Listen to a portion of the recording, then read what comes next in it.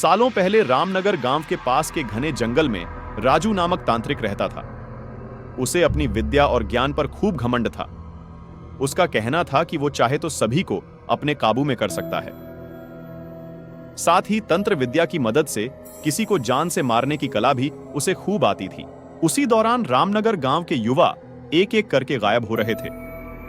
कुछ समय बाद ग्रामीणों को समझ आया कि सभी जवान लोगों को तांत्रिक अपनी विद्या से काबू करके खत्म कर रहा है। इस बात से परेशान होकर सभी ग्रामीणों ने चर्चा की और यह फैसला लिया कि वो सब मिलकर तांत्रिक को मार देंगे। अपनी इस योजना को अंजाम देने के लिए एक दिन सभी ग्रामीण मिलकर तांत्रिक के घर पहुंच गए। उस समय तांत्रिक किसी पूजा में बैठा हुआ था। इसे अच्छा मौका समझते हुए सभी ने उसे एक कुर्सी से बांध दिया और उस पर आग लगाकर वहां से चले आए।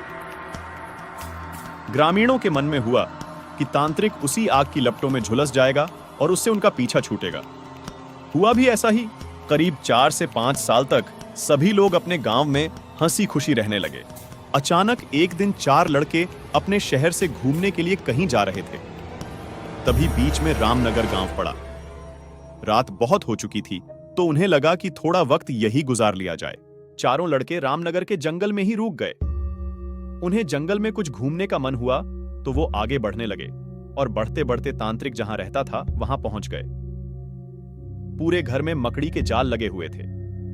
तभी एक लड़के को आधी जली हुई कुर्सी नजर आई और वो बिना कुछ सोचे समझे उस पर बैठ गया। बैठते ही उसके अंदर तांत्रिक की आत्मा घुस गई। अब लड़का जोर जोर से चिल्लाकर कहने लगा कि अब मैं सबसे बदला लूंगा, पूरे गांव में आग लगाकर सबको जला दूंगा। अपने दोस्त को इस तरह का बर्ताव करते देख अन्य 3 लड़के डर गए और वहां से गांव की तरफ बढ़ने लगे। सुबह होते ही उन्होंने सरपंच से मुलाकात की और सारा किस्सा सुना लिया। सबसे पहले तो सरपंच ने उन तीनों लड़कों पर खूब गुस्सा किया। उन्होंने पूछा कि तुम लोगों को किसने कहा था वहां जाने के लिए?